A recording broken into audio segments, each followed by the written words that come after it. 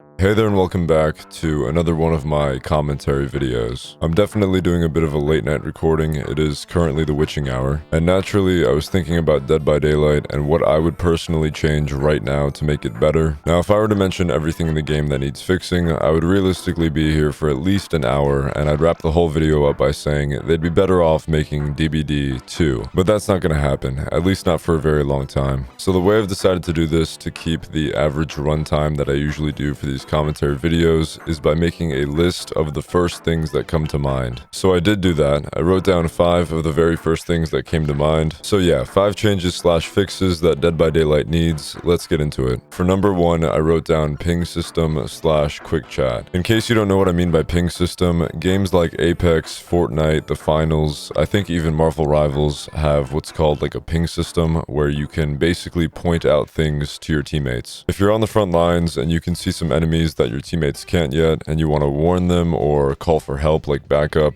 you can just hit a button, which is usually middle mouse wheel on PC, and the game highlights that enemy or location or whatever for all the teammates to share that information simultaneously. And if you added that ability, I think it would make a huge difference. If someone could just ping where the killer is, that would be insanely good. The main problem with the ping system, in my opinion, is that I think it would just be too strong overall. It'd be too much of a boost for solo queue. It would just be way too good to be able to ping the killer all the time, and I think to be playing killer and knowing that they're pinging you and everyone knows where you are 24/7, it would just be miserable. There are ways that you could balance it though, like giving it a 30-second cooldown wouldn't be too bad of an idea, or making it so that you can't ping the killer but you can ping general information like chests and generators. But the other issue that arises, which is probably the main reason we're never going to get a ping system in DBD, is that it would invalidate so many perks in the game. It would genuinely be a huge task for the devs to rework so many perks so that they still can have value, and for that reason I think we'll never get a ping system, but I do think it's possible that we can still get a quick chat system. Some of the same examples like Marvel Rivals, the finals, Sea of Thieves, a bunch of games have a quick chat as well. Usually a little wheel or a side menu you can pull up with some hotkeys that basically say like, you know, one of the options would be I'm defending here, or let's focus on the objective, stuff like that. Dead by Daylight has needed this for a long time in my opinion. I think it would make a huge difference for solo queue players, and I don't think it's overly powered at all. Right now, our only ways to communicate in solo queue are essentially pointing in a direction, which is very vague,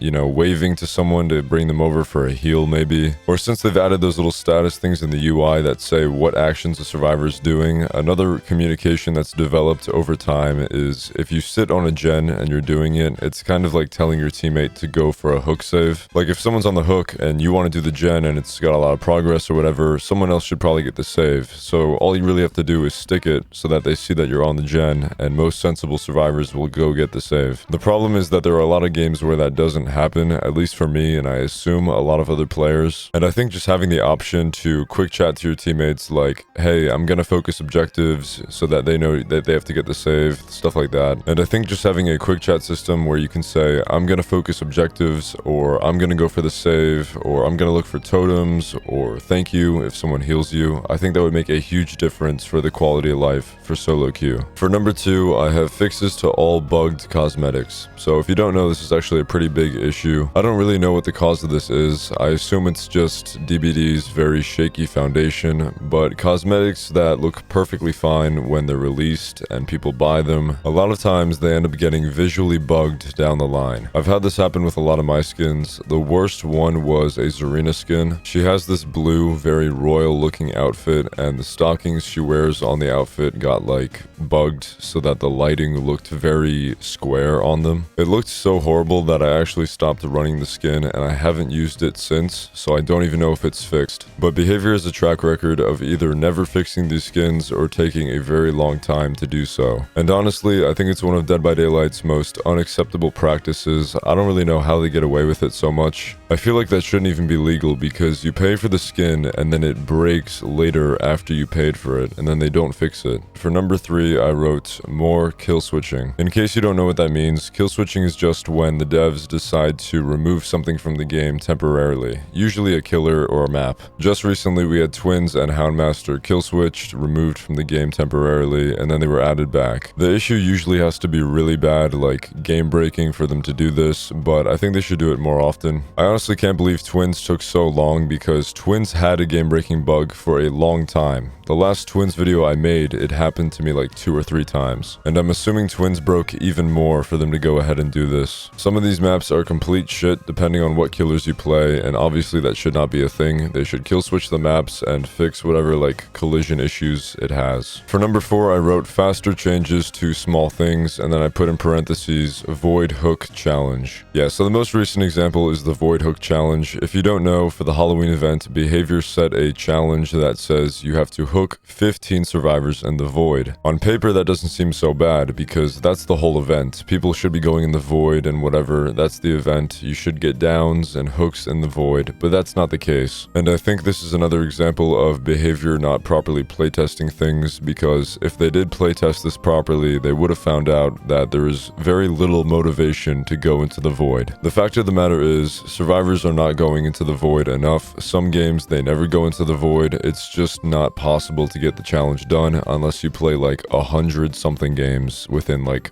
I don't know what, 3 or 4 weeks. It's way too grindy of a challenge to the point that a lot of killers had to, play nice and farm with the survivors to bring them into the void and do it, which obviously is not regular gameplay, therefore it's not a good challenge. And this has been a complaint since the event started like 2 weeks ago, and all Behavior really had to do was decrease the amount of hooks required or just remove the challenge. They opted for the former and have since reduced it from 15 all the way down to 4, but I just don't know why it took them so long. All they did was go in there and reduce the amount from 15 to 4. I don't develop games, but that must have taken like 2 minutes at tops. I just feel bad for the people who took the time to complete the challenge because it had been up for like 2 weeks. Like after 2 weeks, players are going to be under the impression that the challenge is not going to change. And it's one of countless instances of Behavior not changing very small things in a quick matter of time. I don't know why they don't, because it seems so easy. But yeah, I think that is a change that Dead by Daylight needs. And last but not least, number 5, more transparency with the community. Dead by Daylight recently tweeted that the new Walking Dead skin that was due to release had to be delayed from its original release date. They said something along the lines of, we found a bug during the end of testing and we didn't want to release it in a broken state, so props to them for doing that. I appreciate them not just pumping shit out constantly. If something isn't working in testing, don't release it, please. Anyways, I retweeted them reacting positively, and the Dead by Daylight account did like my tweet, so we can only hope that this sparks a change. The reason number 5 is more transparency is because we want more of it. I don't think it's enough. I think this is the bare minimum, but we still, the bare minimum is better than nothing. Right now, I'm very curious to know what's going on with quality of life, what's the latest on that, and I also want to know what the thought process was behind all these palettes being added recently. To me and a lot of other creators and players, it seems crazy, but I think if they were to just take the time to explain how they got there to us, we could probably reach some kind of understanding and it wouldn't seem so out there. And I believe that would be beneficial to everyone.